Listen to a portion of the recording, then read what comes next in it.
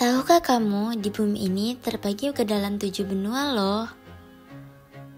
Apa aja sih 7 benua itu? Yang pertama, benua Asia, benua Afrika, benua Eropa, benua Antartika, benua Australia, benua Amerika Utara, dan yang terakhir, benua Amerika Selatan.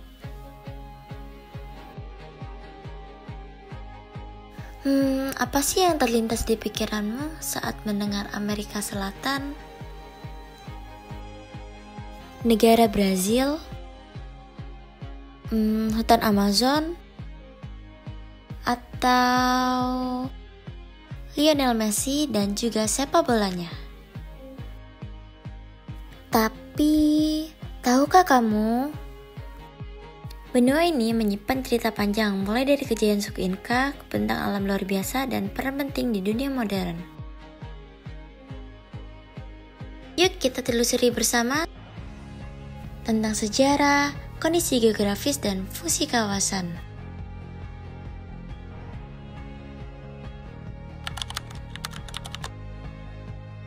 Amerika Selatan merupakan benua yang kaya akan budaya dan sejarah.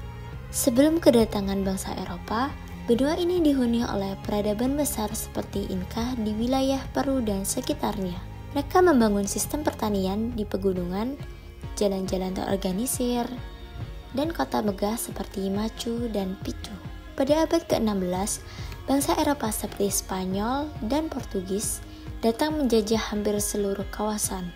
Spanyol menguasai sebagian besar wilayah barat dan utara, sementara Portugis menguasai Brazil. Kolonialisme membawa perubahan besar, termasuk penyebaran bahasa, agama Katolik, dan sistem sosial baru. Perjuangan kemerdekaan mulai terjadi di abad ke-19, dipimpin oleh tokoh seperti Simon Bolivar dan José de San Martín.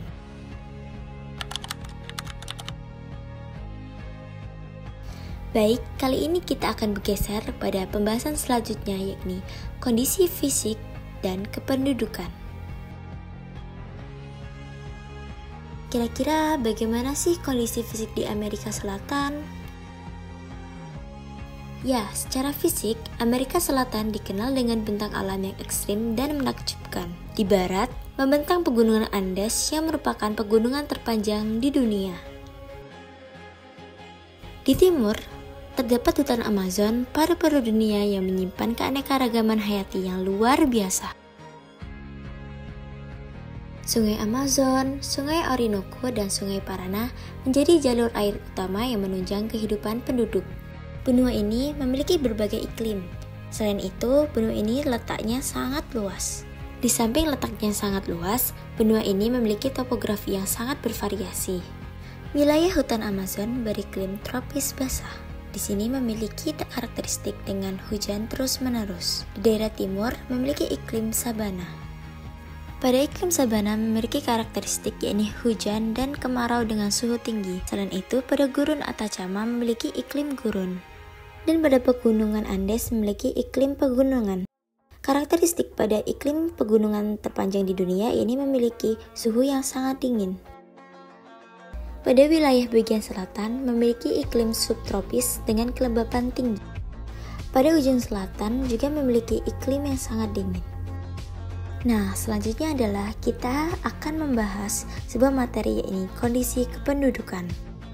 Secara demografis, penduduk Amerika Selatan sangat beragam. Hal ini dikarenakan Amerika Selatan terdapat keturunan dari pribumi, Eropa, Afrika, dan Asia yang hidup secara berdampingan. Negara-negara seperti Brazil, Argentina, dan Kolombia memiliki kota-kota besar dengan aktivitas ekonomi yang tinggi. Sementara banyak daerah lainnya yang masih bergantung pada pertanian tradisional.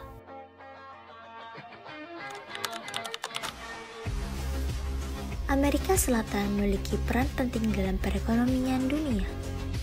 Kawasan ini dikenal sebagai penghasil utama komoditas. Komoditas yang dihasilkan seperti contohnya kopi, kedelai, gula, daging sapi. Brazil dan Argentina misalnya adalah sebagai eksportir besar bahan pangan. Dari sisi sumber daya alam lain, kawasan ini kaya akan pertambangan. Contohnya, pertambangan tembaga di Chili, pertambangan minyak di Venezuela, serta pertambangan emas di Peru. Selain itu, kawasan ini juga penting dalam isu lingkungan global. Hutan Amazon memainkan peran besar dalam menyerap karbon di dunia. Tetapi saat ini menghadapi ancaman serius akibat deforestasi. Secara geopolitik, Amerika Selatan tergabung dalam organisasi yang bernama Mercosur.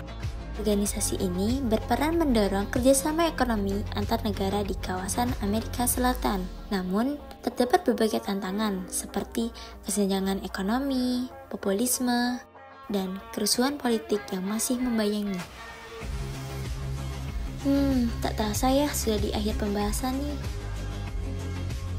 Amerika Selatan bukan hanyalah wilayah yang eksotis, tetapi juga benua yang penuh dinamika.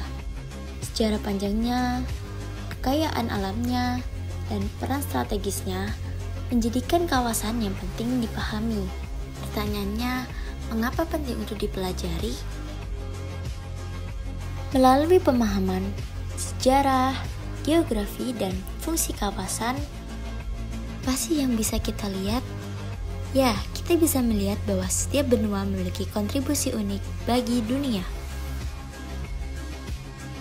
Nah, setelah menyaksikan video ini, apa sih hal yang paling menarik yang bisa kamu pelajari tentang Amerika Selatan?